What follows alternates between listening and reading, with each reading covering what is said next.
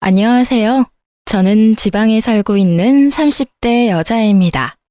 전 이곳에 사연을 보내시는 다른 분들처럼 사연을 듣다가 저의 막막하고 너무나도 많이 아팠던 결혼 생활이 떠올라 용기를 내어 사연을 보내봅니다. 저와 남편은 퍼즐 동호회에서 처음 만났어요. 개수가 많은 퍼즐을 맞춰보신 사람들이라면 아시겠지만 그게 생각보다 엄청난 끈기와 인내심이 필요한 취미예요. 그만큼 완성하고 나면 그 만족감이 엄청나기도 하고요. 남편과 저는 개수가 꽤 많은 퍼즐을 좋아하는 편이었는데 좋아하는 애니마저 같아 함께 작업하는 일이 많았고 그렇다 보니 자연스럽게 연인이 돼 결혼까지 하게 되었죠. 남편과 같은 취미를 공유하며 여가 시간을 보낼 수 있다는 점도 좋긴 했지만 화목한 시댁의 모습도 좋아 결혼을 마음먹게 되었어요. 그 빌어먹을 화목이 제 발등을 찍다 못해 뭉개버릴 줄 꿈에도 몰랐지만요. 하여튼 결혼까진 순탄하게 진행되었습니다. 그 당시에 남편의 연봉이 저보다 많았는데도 불구하고 모은 돈이 저보다 적어 씀씀이가 많이 해픈가 싶긴 했지만 돈 생각하며 결정한 결혼이 아니니 그러려니 했어요. 그렇다 보니 집을 장만할 때도 제 돈이 좀 더 들어가긴 했지만 좋은 게 좋은 거라고 공동 명의로 했네요. 그래도 집은 남자 명의로 해야 하는 게 아니냐는 시댁의 언질에 시댁엔 남편 명의로 했다고 거짓말을 하긴 했지만요. 그래서 집은 당연히 우리 아들 명의로 했지? 그럼 엄마 걱정하지 마. 그래 잘했다 아가. 섭섭하게 생각하지 말려무나. 명의가 무슨 의미가 있니? 그냥 이 노인네들이 아직은 고지식해서 그런 거다. 이렇게 생각해 주렴. 알겠지? 네, 어머님.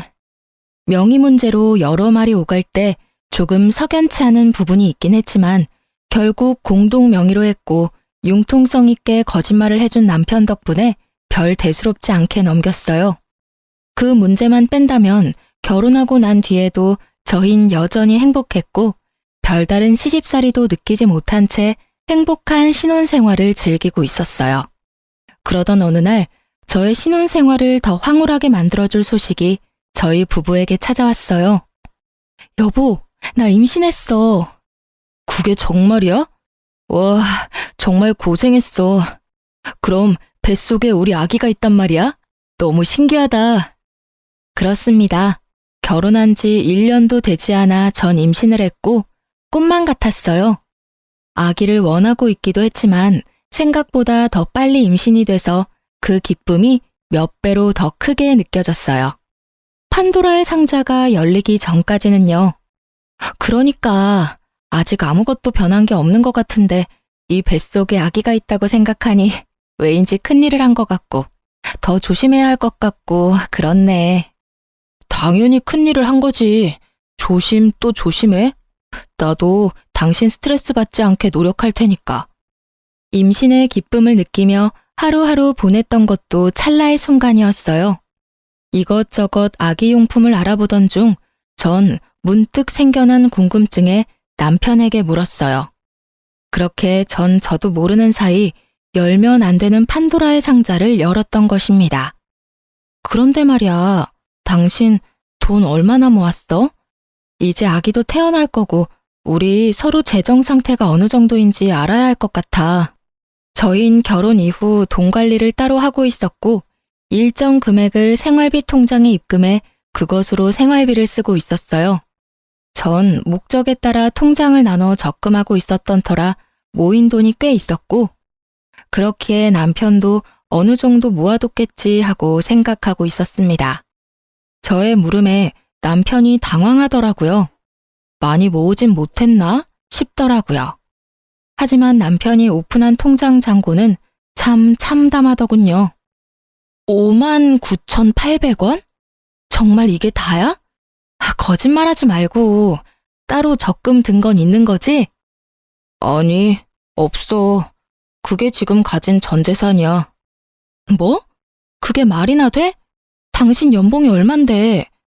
그 월급으로 적금도 안 되는데 가진 전 재산이 10만 원도 안 된다는 게 말이나 돼? 당신 나 몰래 두 집 살림해?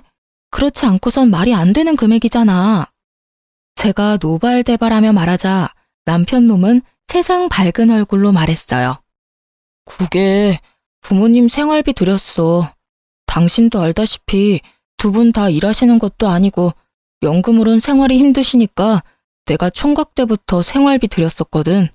결혼하고도 당신이 돈 관리는 각자 하자길래 내가 집에 생활비 주는 거 다 알고 그렇게 말하는 줄 알았어. 알고 보니 화목한 시댁은 장가간 장남의 돈까지 화목하게 나누어 쓰고 있었더군요. 너무 화가 나 당장이라도 시댁과 연을 끊어버리라고 말하고 싶었지만 그렇게까지 하는 건 너무 극단적인 선택인 것 같아 화를 꾹 참고 말했어요. 당신이 아무 말도 안 하는데 내가 어떻게 알아? 그리고 당신 이제 한 가정의 가장이야. 한 집안을 이끌어가야 할 사람이 생각도 없어도 어쩜 그렇게도 없어? 투자했다고 해도 머리 아플 판국에 뭐? 생활비를 줘? 그것도 월급을 반 이상을? 당신이 제정신이야? 제가 이렇게까지 말하니 남편은 그제야 상황 파악을 한 듯 제 눈치를 살피기 시작했어요. 전혀 예상치 못한 저의 반응에 남편은 대답도 못하고 애꿎은 손톱만 튕기고 있더군요. 그 꼴을 보는데 밤새도록 기다려도 제가 기다리는 답변은 돌아오지 않을 거란 생각이 들더군요. 그래서 전 기다리지 않고 앞으로 남편이 어떻게 해야 할지를 친히 알려주었습니다. 다신 시댁에 그 어떤 돈도 주지 마. 다 끊어. 알겠어? 어? 이렇게 갑자기 한 푼도 드리지 말란 말이야? 아, 용돈은 드려도 돼. 단 30만 원은 넘기지 마. 30만 원으로 어떻게 생활하셔? 그렇게는 못해. 아, 그래? 그렇게 부모님께 생활비 드리고 싶으면 나랑 이혼하면 되겠네. 난 가정도 내팽개치고 효도하는 남자랑은 못 사니까 말이야. 이혼? 무슨 이런 일로 이혼까지 해. 이때까지 키워주신 부모님께 생활비 드리는 게 그렇게 나쁜 일이야? 나쁜 일이야. 나한테 그거보다 나쁜 일은 없다고. 그렇게 부모님께 효도하고 싶었으면 나랑 결혼을 하지 말았어야지. 가정은 만들어 놓고 당신 부모님께 돈 다 갖다 바치면 우리 가정은 어떻게 살아가? 생각을 좀 해, 제발. 당신이 우리 집 가장인 걸 잊지 말란 말이야. 하여튼 난 분명하게 말했다. 또다시 이런 일 만들면 이혼이야. 난 2번 기회는 주지 않으니까 그렇게 알고 당장 다음 달부터 돈 들이지 마. 알겠어? 알겠어. 남편은 그래도 이혼은 하기 싫었는지 기어들어가는 목소리로 알겠다고 하더군요. 그 후 전 불시에 남편의 통장 잔고를 확인하기 시작했고 남편은 다행스럽게도 통장 잔고를 잘 지키고 있었어요. 통장 잔고를 잘 지켜낸 대신 절 지켜내진 못했지만요. 시댁에선 저의 입김으로 넉넉하던 생활비가 30만 원으로 바뀌어버린 것을 알아버렸고 그 덕에 전쟁보다 더 큰 난리가 났더군요. 당연했겠죠. 늙은 시부모님들부터 젊은 시누이까지. 일하는 사람은 단 한 명도 없이 남편 생활비로 생활하다 하루아침에 돈줄이 막혔으니 난리가 날 수밖에요. 이때부터였죠. 화목하고 다정하던 시댁 식구들이 입만 열면 돈 타령만 하는 돈벌레가 되어버린 것은요. 어머님과 시누이는 틈만 나면 전화로 돈 타령하기 시작했어요. 어머님, 무슨 일이세요? 무슨 일? 그걸 몰라서 묻니? 넌 왜 우리 아들 돈도 마음대로 못 쓰게 하니? 왜 너 때문에 화목하던 우리 집이 쑥대밭이 되어야 하냐고? 어머님, 이제 어머님 아들이 장가를 갔어요. 심지어 내년엔 한 아이 아빠도 되고요. 그런 아들의 돈이면 어머님이 나서서 안 줘도 된다고 해야 하는 거 아닐까요? 그렇게 아들 돈이 쓰고 싶으셨으면 장가를 보내지 마셨어야죠. 장가는 보내시고 돈은 계속 받아 쓰시는 게 말이 된다고 생각하세요? 그것도 한두 푼도 아니고 그의 월급 거의 다 받아 쓰셨잖아요. 저희 어머님, 이제 아기도 태어나고 돈 모아야 해요. 어머님도 아시잖아요. 애 하나 키우는데 돈 엄청나게 든다는 거. 그러니까 어머님이 좀 이해해 주세요. 너도 돈 벌잖니? 우리 아들 돈은 우리 주고 네 돈으로 애 키우면 되잖니? 그렇게 하면 온 집안이 화목할 것을 넌 왜 그렇게 생각이 짧니? 아니면 머리가 나쁜 거니? 이건 말인가요, 똥인가요? 왜 사람 입에서 말이 아니라 쓰레기가 나오는지 도통 알 수는 없었지만 일단 대답은 해드렸어요. 전 제 등골 빼서 어머님 아들이랑 제 아들이랑 키울 생각 전혀 없어요. 어머님, 그러니까 제 말은요. 앞으로도 생활비는 없을 테니 그런 줄 아시면 된다. 이 말씀이에요. 저의 단호한 말투에 어머님은 크게 당황하셨는지 어버버 하시며 말을 잇지 못하시더라고요. 그런 어머님을 대신해 이번엔 시누이가 나서더군요. 아니 언니, 무슨 말을 그렇게 섭섭하게 해요. 그리고 가족끼리 돕고 사는 거지 무슨 생판 남처럼 네 돈 내 돈 딱 잘라 나누냐고요. 아가씨, 전 저희 친정에도 용돈 말곤 돈거래조차도 안 해요. 그리고 아가씨가 입장 바꿔서 생각해보세요. 아가씨의 미래의 배우자가 자기가 버는 돈은 전부 자기 집에 가져다주고 정작 가정에 쓰이는 생활비를 포함해 애 교육비 전부를 아가씨에게 감당하라면 아가씨는 웃으면서 할 수 있겠어요? 아, 우리 남편은 참 효자구나. 당신은 효자 노릇 많이 해? 내가 애도 키우고 돈도 더 많이 벌어오도록 노력해 볼게. 할 수 있겠냐고요. 그건 왜 그렇게 극단적이게 예를 들어요? 극단적인 게 아니라 지금 제가 처한 상황이에요, 아가씨. 그러니까 제가 지금 이 순간에 아가씨 오빠랑 이혼하고 싶겠어요? 안 하고 싶겠어요? 이혼이요? 아직 못 전에 들으셨어요? 저 아가씨 오빠가 시댁에 또다시 돈 갖다 바치면 이혼하자고 했거든요. 그런데 지금은 돈이고 나발이고 그냥 이혼하고 싶네요. 언니, 지금 이혼을 빌미로 우리 협박하는 거예요? 그렇게 들리셨대도 어쩔 수 없고요. 아가씨, 저 좀 바빠서 그러는데 더 할 말 없으면 끊을게요. 정말 조심 또 조심해야 하는 시기에 이런 전화를 받는 일은 허다했고 반복되는 말이 안 되는 소리에 대꾸도 하고 싶지 않아 전화를 무시하면 아버님을 저희 집으로 보내 압박을 하더군요. 아버님, 저희 집까지 무슨 일이세요? 무슨 일은? 내가 내 아들 집에 오는데 무슨 이유가 있어야 하는 게야? 그런 건 아닌데 다저녁 때 연락도 없이 오셔서 무슨 일인가 해서요. 저녁은 드셨어요? 당연히 못 먹었지. 돈이 있어야 끼니도 챙겨 먹고 다니는 거지. 돈도 없는 노인네가 어떻게 끼니 때마다 챙겨 먹고 다니겠어? 단번에 알 수 있었죠. 어머님이 보내서 오셨구나 하고요. 그렇지 않고서야 저녁 시간에 아버님이 굳이 저희 집에 찾아오실 이유는 없으니까요. 그럼 식사하고 가세요. 제가 금방 차려드릴게요. 됐다. 입맛도 없어. 너 같으면 지금 내가 입맛이 있겠느냐? 아휴, 아버님. 그래도 식사는 하셔야죠. 됐다고 하지 않느냐? 그러지 말고 여기 좀 앉아보거라. 이야기 좀 하자꾸나. 네, 말씀하세요. 분위기는 얼추 만들어졌고 아버님이 본격적인 이야기를 꺼내려는 순간 타이밍 좋게 남편이 돌아오더군요. 남편은 어머님과 시누이의 계속되는 괴롭힘을 알고 있어 그렇지 않아도 제 눈치를 살피느라 눈알이 돌아갈 지경이었는데 집에 아버님이 계시는 것을 보곤 눈을 감아버리더군요. 아마 그 짧은 순간 제 표정을 읽은 것이었겠죠. 제 표정은 억지 웃음은 짓고 있지만 썩어가고 있었으니까요. 아버지, 어쩐 일이세요?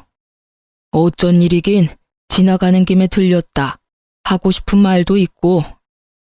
저랑 이야기하세요, 저랑. 이 사람 임신 초기라 조심해야 한다고요. 나오세요. 제가 맛있는 거 사드릴 테니까 그거 드시면서 이야기해요. 이 녀석이 왜 사람을 잡아 끌어? 그냥 좀 나오시라고요.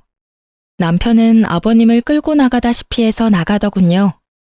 저라고 왜 이 상식이 통하지 않는 시댁을 보며 이혼 생각을 하지 않았겠어요? 진짜 확 이혼을 해버릴까 하는 순간마다 나타나 제 편이 되어주는 남편이 있기에 한 번만 더 참자고 하다 보니 저도 모르는 사이 갈 때까지 가고 있더라고요. 참지 말았어야 했는데, 아니다 싶을 때 이혼해야 했는데 말이죠. 하여튼 정말 시댁은 누구 하나 제정신인 사람이 없는 집구석이었어요. 상황이 이렇게 되자 일은 일대로 손에 잡히지 않고 입덧도 하지 않는데 음식이 넘어가지 않더라고요. 병원에선 이러다 정말 큰일 난다고 조금이라도 먹으라며 당부를 하기 시작했어요. 전 아기를 생각해 억지로 음식을 섭취했어요. 그야말로 살려고 먹었죠. 그런 제 노력도 모두 물거품이 되어버렸지만요.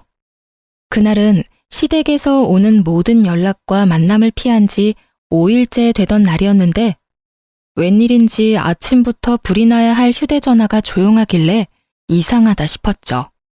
이대로 포기할 사람들론 보이진 않았으니까요. 그렇다고 먼저 나서 전화해 볼 수도 없으니 답답하고도 무섭더라고요. 그렇게 시간은 흘러 점심시간이 되었고 점심을 먹기 위해 1층 로비를 지나 문으로 향하던 그 순간 저를 부르는 신우이의 목소리가 들리더군요. 저는 설마 하는 마음에 뒤를 돌아봤고 거기엔 두 눈에 쌍심지를 켜고 저를 바라보는 신우가 있었습니다. 언니, 아가씨, 여기까지 오시면 어떡해요? 나도 오죽했으면 여기까지 왔을까? 저도요, 바쁘다고요. 그러게 전화만 받았어도 이런 일은 없잖아요. 아니, 생활비만 줬어도 이런 일은 없었다고요. 아니, 아가씨, 여러 번 반복해서 말하는데 생활비 못 준다니까요. 제가 꿈쩍도 하지 않고 끝까지 돈을 주지 못한다고 하자 급기야 아가씨는 내 윗옷을 잡고 흔들며 악을 쓰기 시작하더라고요. 그럼 우리는 어떻게 하라고요? 연금 조금이랑 용돈 30만 원으로 어떻게 살아요? 지금 우리 집 꼴이 어떤 줄이나 알아요? 언니 고집 때문에 쑥대밭도 그런 쑥대밭이 없다고요. 어떻게 책임질 거예요? 그걸 왜 제가 책임을 져요? 그렇게 쑥대밭이면 아가씨가 일을 하시면 되자... 신우이에게 윗옷이 잡힌 채로 말다툼을 하던 저는 갑자기 아랫배에서 참지 못할 고통이 전해지며 그 자리에 쓰러지다시피 주저앉았고 제가 앉은 자리에 다리를 타고 흘러내리던 피가 한 방울씩 고이기 시작하더군요.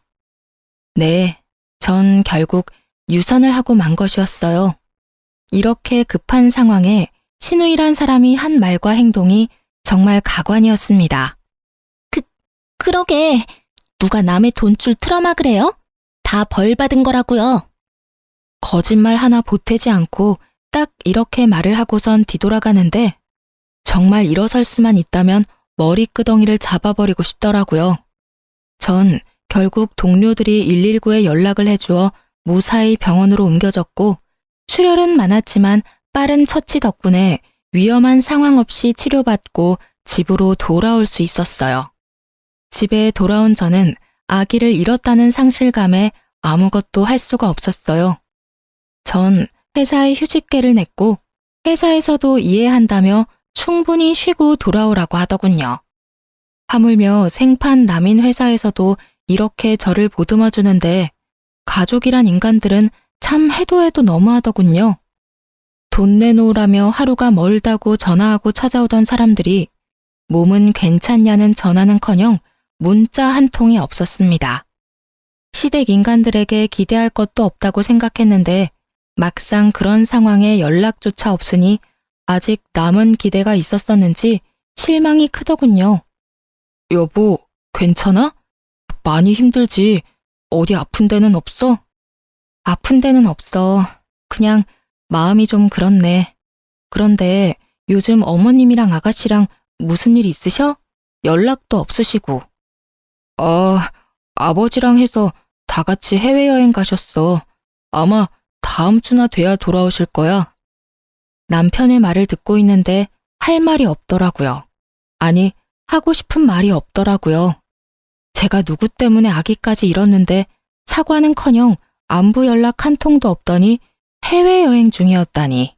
참 대단하신 분들이라 생각했어요.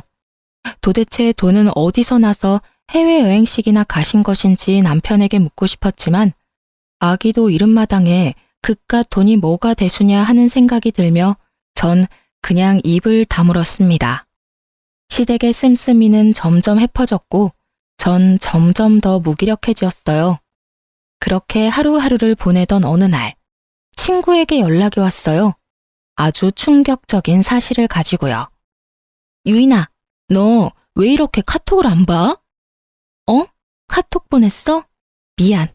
내가 요즘 정신이 좀 없어서. 왜? 급한 일이야? 나한테 급한 일이 아니고 너한테 급한 일이야. 전화 끊자마자 바로 확인해봐. 알겠지? 알겠어. 다급한 친구의 목소리에 심상치 않은 일이 벌어지고 있음을 직감할 수 있었죠. 전 친구가 보내준 메시지를 확인했고 메시지엔 별다른 내용 없이 링크 하나가 와 있더군요. 전 그 링크를 눌렀고 그것은 그야말로 또 다른 판도라의 상자였습니다. 그건 다름 아닌 신우이의 SNS였어요. 평소 전 SNS엔 관심도 없었을 뿐더러 어떻게 하는지조차 몰랐던 터라 처음엔 이게 뭐지 하는 마음에 멍하니 액정만 쳐다보고 있었어요. 그러다 신우이의 얼굴이 보이고 전 홀린 사람처럼 스크롤을 내리며 SNS를 보기 시작했죠. 그곳에서의 신우이는 전혀 다른 사람이더군요. 오빠한테 기생충 마냥 들러붙어 생활하는 현실과는 달리 그곳의 신우이는 마치 재벌집 딸 같았어요. 각종 여행지를 다니고 비싼 가방에 비싼 화장품, 거기에다 그냥 보아도 비싸 보이는 고급 음식점까지. 전 무기력함에 하루가 어떻게 가는 줄도 모르고 사는데 신우이는 참 행복해 보이더라고요. 그렇게 그 어이없는 사진들을 보는 와중 제 시선을 확 사로잡은 사진 한 장이 있었어요. 바로 아기 신발 사진이었어요. 있지도 않은 재력을 과시하는 사진 중에 단연 눈에 들어오는 사진. 사진도 사진이지만 그 아래에 적혀있는 글귀가 저의 억장을 무너뜨렸습니다. 세상 빛도 보지 못하고 하늘나라로 가버린 가여운 내 조카. 다음 생엔 부디 나에게로 와주렴. 내가 꼭 지켜줄게. 이렇게 쓰인 글 밑에 달린 댓글은 더 가관이었어요. 무슨 일이야? 유산하셨어? 돈돈거리면서 다니더니 결국 유산했어. 어쩌면 좋아. 상심이 크시겠다. 상심이 크긴 모르긴 몰라도 유산 바라고 그랬을 수도 있어. 병원에서 그렇게 조심하라고 했다던데. 쉬기는커녕 어딜 그렇게 바쁘게 다니는지. 어쩜 임신한 여자가 그렇게도 조심성이 없는지 태교도 전혀 안 하고 매일 소리만 버럭 지르고 성질만 내고. 뱃속의 아기만 불쌍하게 됐지 뭐. 살면서 그렇게 화가 난 적은 처음이었던 것 같아요. 휴대전화를 쥐고 있는 손이 부들부들 떨리는데 주체가 안 되더군요. 신우이의 말도 안 되는 모함을 읽어내리고 있는데 익숙한 아이디가 보이더군요. 바로 남편이었어요. 우리 동생 상심이 컸구나. 나보다 오빠가 더 힘들겠지. 괜찮아? 언니는 오빠한테 별말 안 해? 난 네 언니 때문에 안 괜찮지. 별말 안 하기는 하루 종일 사람 눈치나 보게 하고 자기가 똑바로 못 지켜서 유산까지 한 주제에 사람을 얼마나 들들 볶는지. 유산으로 힘든 건 이해 안 되는 건 아닌데 해도 해도 너무한다는 생각이 드네. 해도 해도 너무한 사람이 누군데 저런 말을, 그것도 공개적인 곳에서 하는 걸까요? 글에 음성 기능이라도 추가된 듯 신우이와 남편의 목소리가 귀에 울리는데 도무지 화가 가라앉지 않더라고요. 거기에서 끝이 아니었어요. 그 뒤로 이어진 사진과 글귀에선 심심치 않게 남편이 등장했는데 그곳에 적힌 글에 의하면 남편이 다시 시댁에 금전적인 도움을 주고 있더라고요. 이제 태어날 아기가 없으니 얼마든지 도와줄 수 있다나 뭐라나. 남매가 쌍으로 하트를 날려대며 즐거워하는데 더는 화날 감정도 남아있지 않는지 그저 웃음이 나더군요. 아무리 제가 SNS를 하지 않을 뿐 아니라 관심도 없다 하더라도 이렇게 공개적으로 이런 대화를 나눌 수 있는지, 관심병도 이런 관심병이 또 없더라고요. 그것도 생각이 없는 관심병. 왜 저 사람들은 제 친구 중 SNS 친구가 겹치는 사람 한 명쯤은 있지 않을까 하는 생각은 못한 걸까요? 뭐 그런 생각조차 없는 사람들이니 그딴 짓을 하고 저렇게 즐거워하고 있을 테죠. 치가 떨리는 분노도 잠시 한 치 앞도 보지 못하고 이렇게 공개적인 자리에서 제 욕을 해주었다는 사실이 고마워서 눈물이 다 날 지경이었어요. 그 덕분에 보다 빠르게 이혼을 마음먹을 수 있었고 보다 쉽게 증거들을 모을 수 있었으니까요. 전 이혼 결심과 동시에 저 뻔뻔한 빈대들을 어떻게 하면 잘 박멸할 수 있을까 하는 고민에 빠졌죠. 길게 고민할 필요가 없었어요. 당한 것이 많아 계획이 차르르 종이 넘어가듯 쉽게 세워졌으니까요. 일단 전 신우이의 SNS를 캡처해 두었어요. 저를 비방한 글, 남편에게 금전적인 도움을 받아 호사롭게 생활하는 모든 것을요. 그리고 회사 측에 부탁해 제가 로비에서 유산을 할 당시의 모습이 찍힌 CCTV 복사본을 부탁했어요. 감사하게도 영상 복사하는 것에 회사가 동의를 해주셔서 그것 역시 비교적 쉽게 손에 넣을 수 있었어요. 이혼 준비가 생각했던 것보다 빠르고 쉽게 진행되던 어느 날, 정말 하늘이 돕는다는 생각이 들 수밖에 없는 소식이 들려왔습니다. 그건 바로 신우이의 결혼 소식이었어요. 웬일로 연락이 와 집으로 오라고 하더니 그 기쁜 소식을 전해주는데 자칫하면 신우이를 끌어안을 뻔했지 뭐예요?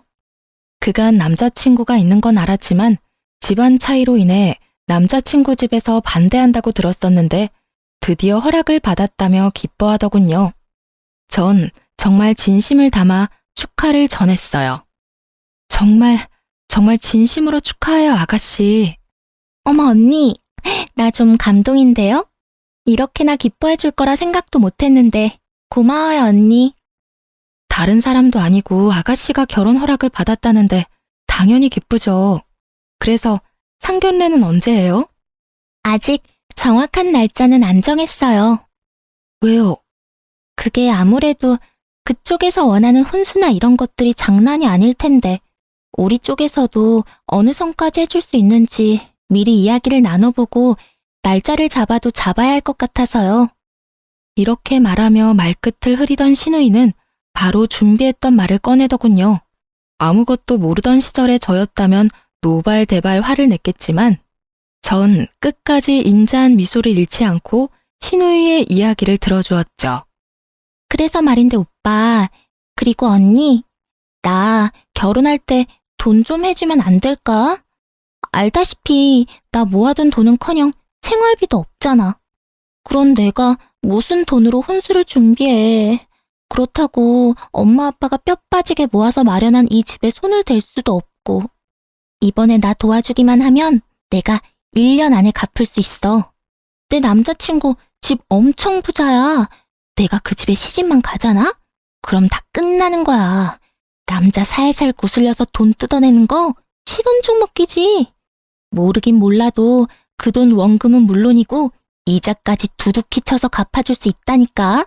상상의 나래에 빠져 소설과 같은 허상을 입으로 읊어내는 신우이와 그런 신우이의 이야기를 세상 진지하게 듣고 있는 남편을 보는데 웃음이 튀어나오려는 걸 얼마나 참았는지 몰라요. 전 그저 망상으로 가득 찬 취집충이 생겨나는 과정을 감탄까지 하며 구경하고 있었고 남편은 곰곰이 생각을 하는 듯 하더니 입을 떼더군요. 일단 네가 무슨 말을 하는지는 대충 알겠고 자세한 이야기는 나중에 하자. 한두 푼도 아니고 생각할 시간이 필요해. 생각할 시간이 아니라 제 귀가 없는 시간이 필요하다는 걸 전 알고 있었습니다. 남편은 그 돈을 안 해줄 리 없었으니까요. 저의 예상은 틀리지 않았고 늦은 밤 남편의 전화를 엿들을 수 있었죠. 수화기 넘어 신우이의 목소리가 얼마나 까랑까랑한지 마치 제가 통화하는 것처럼 잘 들리더군요. 야, 넌 생각이 있어 없어? 그런 이야기를 내 와이프 있는 데서 하면 어떡하자는 거야? 나도 말하고 아차 싶었어. 언니가 오늘따라 유난스럽게 표정이 인자해서 나도 모르게 말이 술술 나와버렸지 뭐야. 왜? 언니가 뭐라고 해? 설마 나 돈 절대로 해주지 말래? 아니, 다행스럽게도 그런 말은 없긴 했는데 혹시 또 모르는 일이니까 와이프 앞에서 돈 이야기는 꺼내지도 마라. 알겠어? 알겠어. 조심할게. 그러면 나 결혼 자금은 오빠가 해주긴 할 거지? 그럼 내가 해주지 누가 해주냐? 넌 그런 걱정하지 말고 시집 가서 잘 살 걱정이나 해. 우리끼리 하는 말이지만 네가 이번 기회 놓치면 그런 집에 시집 가는 거 불가능에 가까워. 그건 너도 알지? 나도 잘 알거든. 그러니까 그 반대를 하는데 꾹 참고 기다렸지. 그래도 나 대단하지 않아? 결국엔 내 남자 딱 만들잖아. 내가 생각해도 난 정말 대단해. 어떤 면에선 참 대단하다.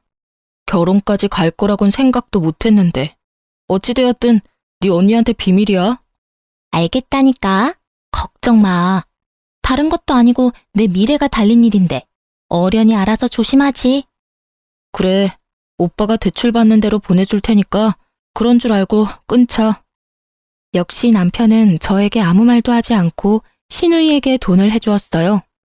어쩜 그렇게 멍청한지 남편은 제가 자신의 공인인증서 비밀번호를 알고 있다는 사실도 잊은 채 통장 거래를 활발하게도 하더군요. 이 금융권에서 대출을 받고 그 돈을 10원도 남기지 않고 신우이에게 입금한 내역을 보는데 어깨춤이 절로 처지며 응원까지 하게 되더군요. 남편 인생이 남편 손으로 나락으로 가는 꼴이라니. 그것보다 더 신나는 구경거리는 또 없었으니까요. 돈을 마련한 신우이는 상견례를 무사히 마쳤고 혼수 목록이 생각보다 어마해 신우이도 대출을 받아 목록을 겨우 채운 것 같았어요. 그렇게 시댁엔 웃음꽃이 피어나고 있더군요. 저에게도 웃음꽃이 피어났죠. 이제 빈대 박멸의 시간이 되었으니까요. 전 차곡차곡 모은 신우이의 개차반과도 같은 행실에 관한 증거를 신우이의 예비 신랑에게 보내주었습니다. SNS 메시지로요. 참 편리했어요. 전화번호도 아무것도 모르는데 이렇게나 간편히 연락을 할 수 있다니. 전 증거를 보내주면서 제 전화번호도 남겼어요. 얼마나 흘렀을까요? 신우이의 예비 신랑에게서 연락이 왔더라고요. 여보세요? 누구시죠? 저 보내주신 메시지 보고 연락드렸습니다. 아, 네, 안녕하세요. 다 보셨나요? 다 봤으니 연락드렸죠. 신우이도 엄연한 가족인데 이런 내용을 보내시다니.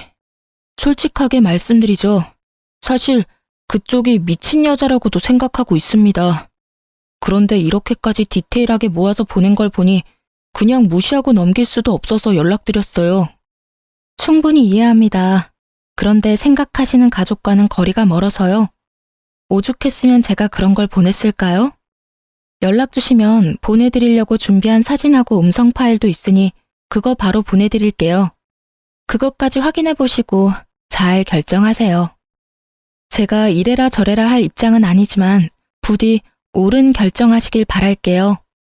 전 전화를 끊은 뒤 제가 사기꾼이나 이상한 사람은 아니라는 것을 증명해줄 결혼식 때 시댁 식구들과 찍은 가족 사진과 음성 파일을 보내줬어요. 그 음성 파일은 신우이의 호출로 시댁에 갔을 당시 기껏해야 이혼 시 증거로 제출할 목적으로 녹음하려고 준비했던 것인데 아무것도 모르는 신우이가 대박 증거를 준 것이었죠. 결혼만 하면 돈을 빼돌려 원금의 이자까지 주겠다는 내용이 아주 선명하게 녹음되어 있는 신우이의 민낯의 진실이 고스란히 녹음된 파일이었어요. 모든 것을 확인한 신우이의 예비신랑은 저를 믿을 수 있게 되었는지 사과와 함께 고마운 마음을 전해왔어요. 다 확인했습니다. 제 인생을 구해주실 분인 줄도 모르고 아까는 죄송했습니다. 워낙 믿을 수 없는 내용이다 보니 제가 날이 좀 서 있었어요. 아까도 말했듯이 이해해요. 어떻게 믿을 수가 있겠어요? 자신이 사랑하는 여자가 그렇게나 염치도 양심도 없는 사람이란 걸요. 정말 몰랐습니다. 변변한 직장이 없는 것도 그 여자 말처럼 신부 수업을 하느라 그만둔 줄로만 알았고 혼수 마련도 아무 말 없이 진행하길래 당연히 그 정도의 능력은 되는 줄 알았습니다. 뒤에선 그런 생각을 하는지 정말 꿈에도 알지 못했어요.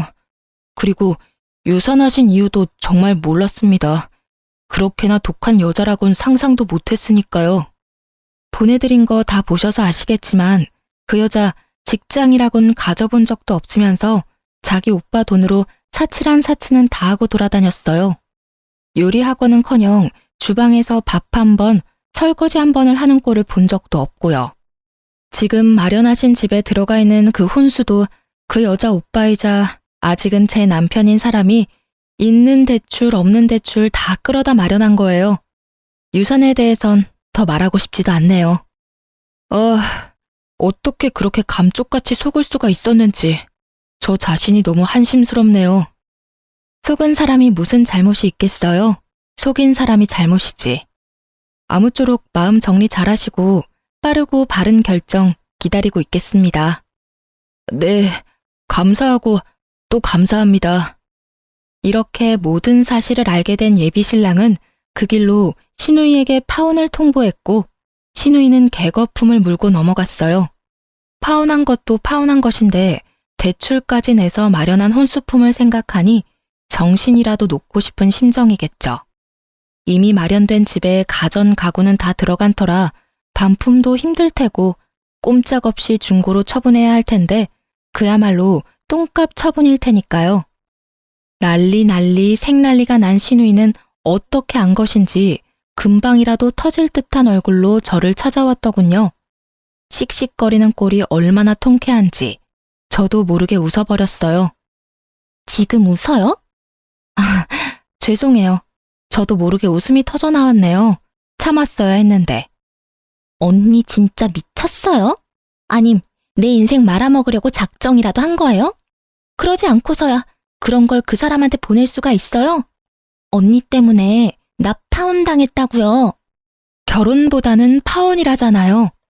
어차피 아가씨 결혼했어도 금방 쫓겨날 게 불보듯 뻔한데 파혼하게 해준 나한테 고마워해야 하는 거 아니에요?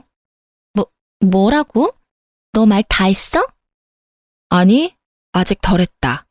야, 말이야 바른 말이라고 내가 유산한 게 조심성이 없어서 그런 거니? 너랑 네 엄마가 하루가 멀다고 사람을 못 살게 구는데 유산을 안 하고 배기겠어? 엄연히 말하면 너 때문이지, 이 뻔뻔한 년아. 그날 네가 회사까지 찾아와서 그 난리만 안 피웠어도 우리 애가 그렇게까지 되는 일은 없었다고. 절기와 같은 제 말에 신우이는 더 버럭버럭하며 달려들더군요. 제 머리채라도 잡으려는 품새였지만 가볍게 손목을 잡고 뿌리쳤습니다. 그러니 분이 풀리지 않는지 온몸을 떨기 시작했어요.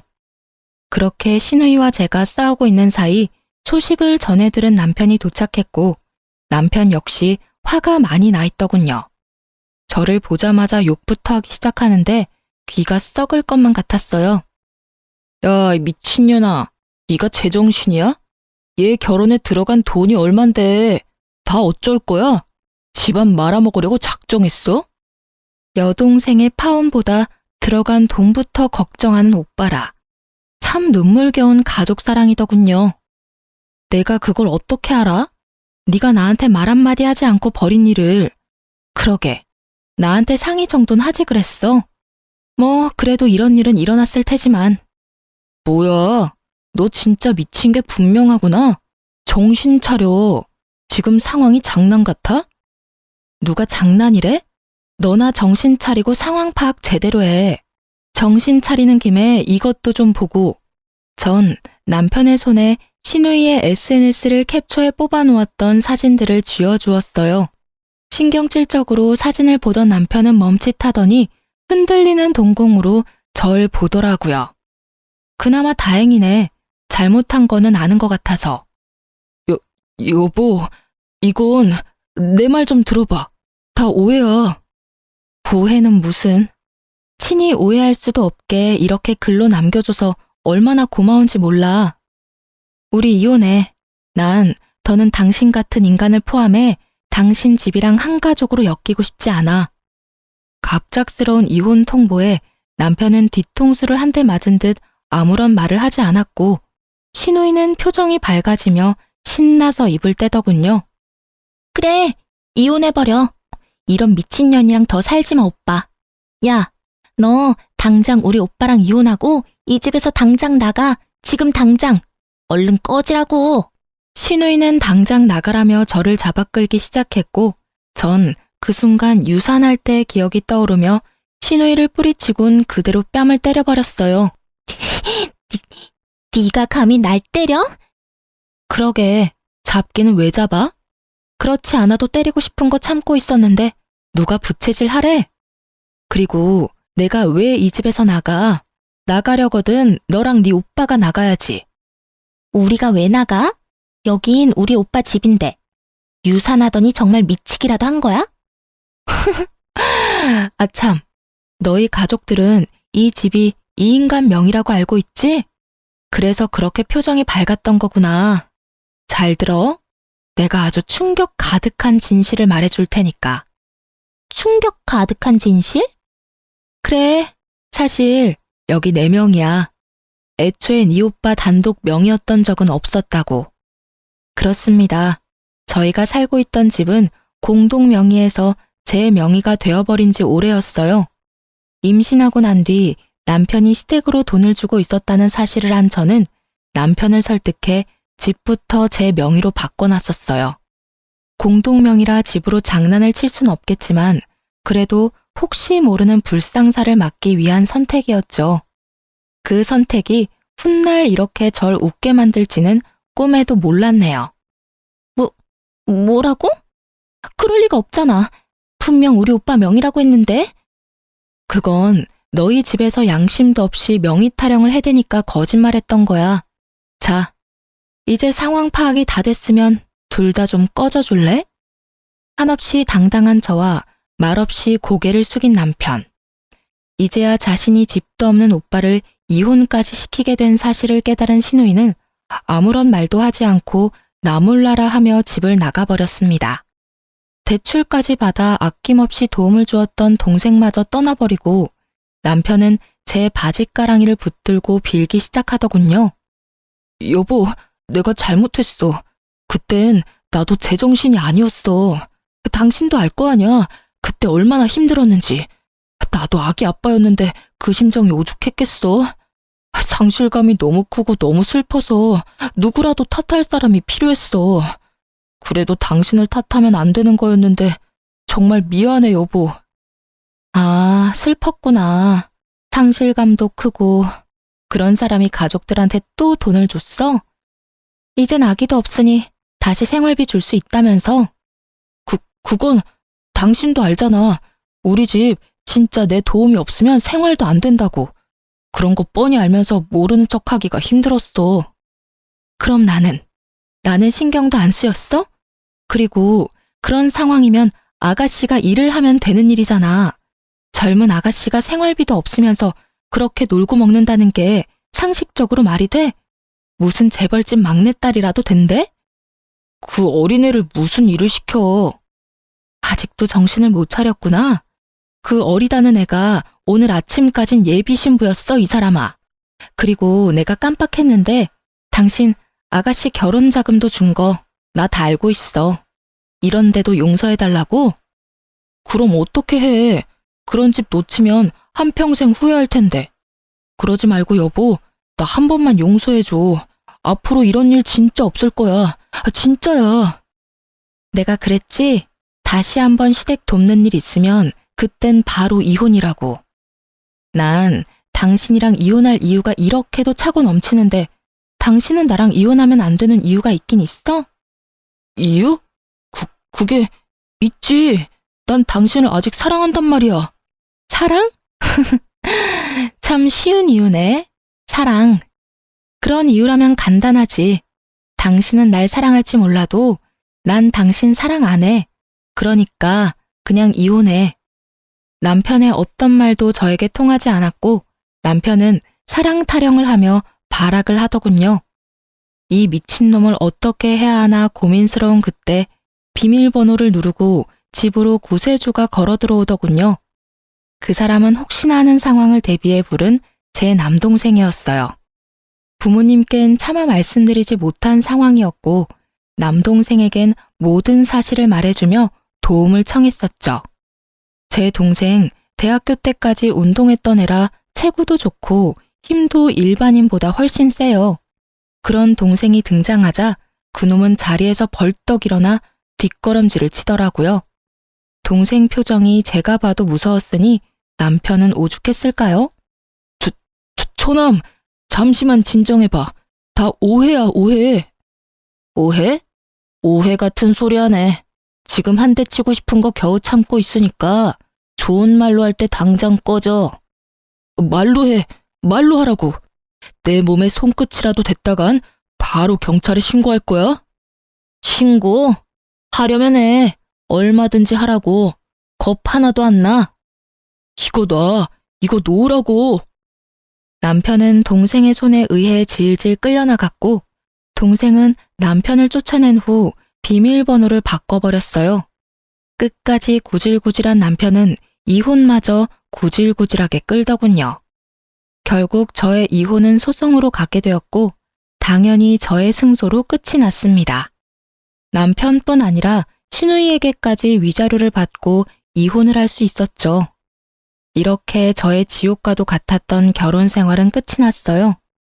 전에 들은 말론 자식들의 빚잔치를 결국 전 시부모님들이 해결해 주셨다고 해요. 그 한평생 뼈 빠지게 일해서 장만했다는 그 집을 팔아 자식들의 빚을 갚아주고 월세방으로 이사했다고 하더군요.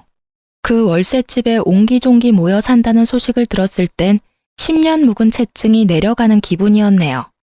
시누이는 그때까지도 정신을 못 차리고 SNS에 잘 사는 척 자랑질하고 다닌다고 하더군요. 그러다 간신히 남아있는 월세방마저 말아먹는 건 아닌지 걱정이 다 되더라고요. 오갈 데 없어진 그 빈대들이 저를 찾아와 또 매달리기라도 한다면 그거만큼 골치가 아프고 귀찮은 일이 또 없을 테니까요. 어찌되었든 이젠 상관없는 사람들이니 모든 소식을 끊고 살려고 노력 중이에요.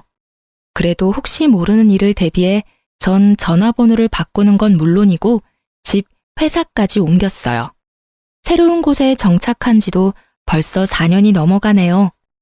그 길다고 하면 길고 짧다고 하면 짧은 시간 동안 잘 살아가고 있어요.